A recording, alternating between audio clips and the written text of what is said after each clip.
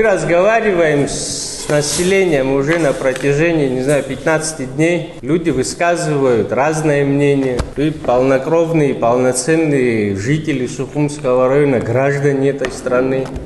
Поэтому в ряду всех остальных хочу поинтересоваться вашим мнением по этому вопросу. Что оглашено в этом договоре и как все вообще в перспективе это все выглядит для нас? Не то, что для жителей Сухумского района, вообще для Республики Абхазия в будущем. Что там в перспективе вырисовывается? Может, за всем этим какой-то предприниматель стоит там, что-то там вот под этой эгидой хочет под себя подмять.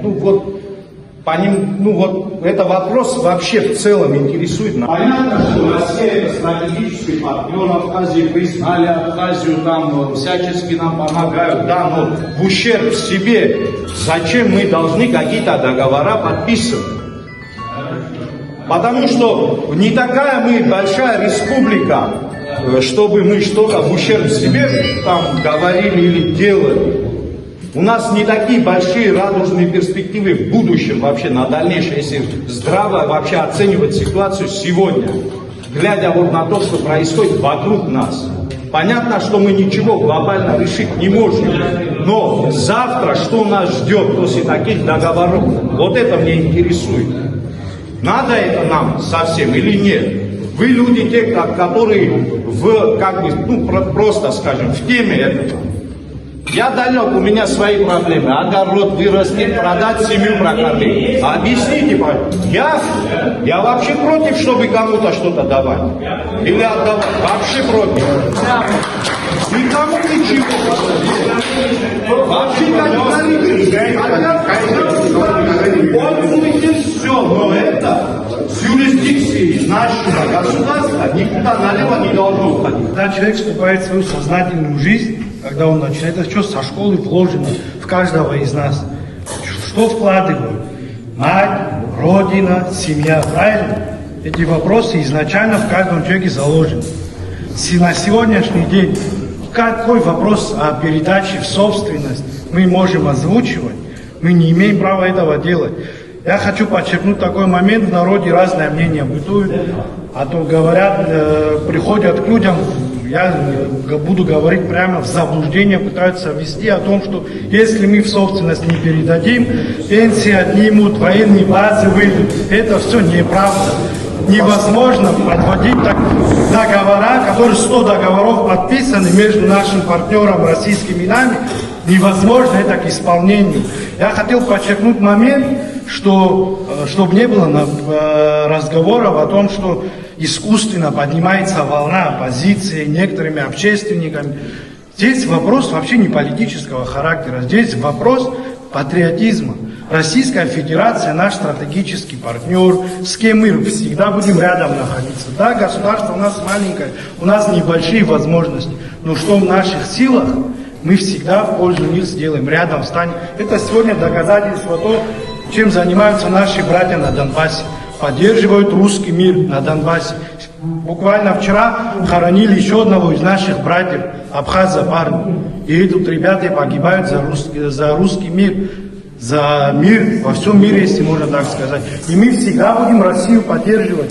Сегодня, невзирая на политические убеждения, каждый должен, даже тот, кто сегодня в власти должность какую-то занимает, понятно, там у него своя команда, но не надо смотреть на чужих, на своих, на команду. Здесь вопрос национального интереса абхазского.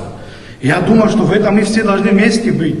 Я извиняюсь, что я сниму шапку, я хочу обратиться вот сейчас в парламент, там у нас в основном молодые ребята сидят. Я сейчас хочу обратиться именно к взрослым, которые прошли долгую, сознательную политическую жизнь, которые много чего в жизни повидали и насмотрелись. Иван Валерьевич, здесь мы его позицию знаем. И слава Богу, что сегодня есть депутат, который приходит на эти встречи и с людьми разговаривает. Почему? Потому что людей в заблуждение вводят и неправду говорят. Я хочу обратиться к тем депутатам, которые вот постарше, повзрослее там сидят. Я хочу обратиться к Авицба Фазлыбу Лизберовичу, к Лакирбаю Леониду Ивановичу. Я хочу обратиться к Зандарию Лезу Платоновичу, Харазян Гуру Рафетовичу и Халвар Беслану Викторовичу. Я извиняюсь, кого-то из родственников, если я забыл. Все мы знаем, что вы патриотами Родины нашей являетесь. Я вас очень прошу, невзирая на свои политические убеждения, я вас очень прошу поговорить со своими молодыми коллегами и принять правильное решение. Мы смотрим на вас, вы взрослые люди, знаем, что вы много что дали на благо Родины. И просим в этом вопросе проявить патриотизм, как и всегда вы стараетесь это делать. И подчеркнуть хочу такой момент, я думаю, все с этим согласятся. Для нас самый святой человек в Абхазии, который есть, всю жизнь он у нас останется, это Владислав Григорьевич Ардзин. Я вот честно не хотел бы, чтобы Абхазию кусками разделили. Я патриот своей родины и думаю, что для Абхазии лучше было бы, что она маленькая, целостная была бы. И у России много в Абхазии земель. Я такого мнения. И то, что она нас обеспечивает чем-то, это не то, что она нам так уж много дает, так как в Абхазии очень много баз и их строений. В любом другом мире, если они бы имели бы столько, они бы в 10 раз больше должны были платить. И пенсию пенсионерам, то, что они нам дают, это долги СССРовские закрывают. Это надо, я лично так понимаю. Я считаю, что, знаете как, я же свое отношение высказал, что я вообще не считаю, что что-то там надо изменять, вообще это новый договор обсуждать надо. Но, если ты вопрос поэтому задаешь, потому что очень многие говорят, что может надо посмотреть, то я не понимаю другого. Если президент дает команду создать рабочую группу, значит он все-таки признает, что там есть перегибы куда-то там, да. Ну, он даже это начал уже, видимо, признал. Или не хотел, так получилось. Есть такой момент, чтобы его изменить, его надо отозвать с парламента. До сих пор его не отозвали. Это значит, получается, что она лежит вот здесь, и кнопка, он пальчик на кнопке держит. Как только люди расслабятся, он на кнопку нажмет и призовет к сессии, чтобы быстренько там, я не знаю, под шумок принять. Так нельзя. Если ты говоришь, что надо изменить, то ты должен его вытащить. Другой процедуры нету.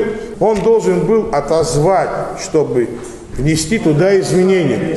Но он создает группу, но не отзывает. Вообще как-то, знаете, парадокс какой-то происходит. Вообще непонятная ситуация. Закон Российской Федерации не могут производить капитальные вложения. Подожди. Вот мы и есть, что даем. Алхазович, а я какое предложение делал, скажите? Нет, подожди. Есть нормы, по которым бюджетные деньги могут тратиться. Пока это не является собственностью, производить капитальные вложения в рамках ихнего законодательства невозможно. Мухзар, я отвечу, можно я отвечу? Я уже премьер-министр, они очень, кажется, долго думали, не знали, как этот вопрос решить. Я им сказал, проблем нету, в инвест-программу включите, и все.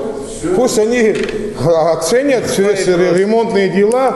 Это инвест-программа, это формирует абхазская сторона и российская. Сядут в нашу инвест-программу, которую в Абхазии они обычно формируют, добавят сумму, которая необходима для ремонта. Какие проблемы? Даже мы не будем делать, пусть их подрядчики делают. Потому что, естественно, наши мы знаем, как делают, где кто-то правильно, чисто подходит, кто-то там не совсем добростойно, качественно может делать. Но они могут своих людей позвать, эти же деньги освоить. И вообще проблем нету. И никто российское законодательство не нарушает, проблем нету. Абсолютно. Более того, у нас есть военные базы, они в пользовании находятся. Представляете, если они просто в пользовании, они не в собственности находятся, они в пользовании находятся, и они могут отпускать деньги, а здесь почему-то они не могут. Вообще, Алхазович иногда говорит, вот вы постоянно президента Абхазии затрагиваете. Я не Аслана Георгиевича затрагиваю. Я затрагиваю именно президента Республики Я же Абхазия. говорил, что бы ни случилось, у нас Да, виноваты послушай, президент. Я не личность Аслана Георгиевича. Неважно, Он президент Республики Абхазия, он несет ответственность за каждого из нас. Конечно. И потому мы имеем вопросы к нему. Гарант Конституции. Еще раз говорю, он, будучи в оппозиции, говорил, что Хаджимба плохой, команда плохая, негодяй и так далее, и так далее. Есть недавно кадры, вот буквально вчера, позавчера кто-то выставил еще раз. На очередном он митинге встал, сказал: не знаю все, как остальное будет, но я вам слово даю, говорит, свет и вода, говорит, без проблем у нас будет. Как он пришел, ни воды, ни света нет. Кто его просил вообще говорить об этом? А? Хорошо. Где его реформы? Где его экономический прорыв?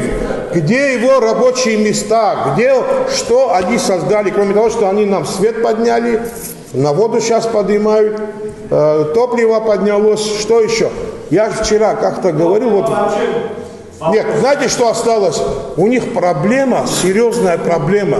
Они у нас не могут вот это воздух отнять. Они не знают, как вот это воздух у нас отнять, а то воздух, чем мы сегодня дышим, тоже хотели бы забрать.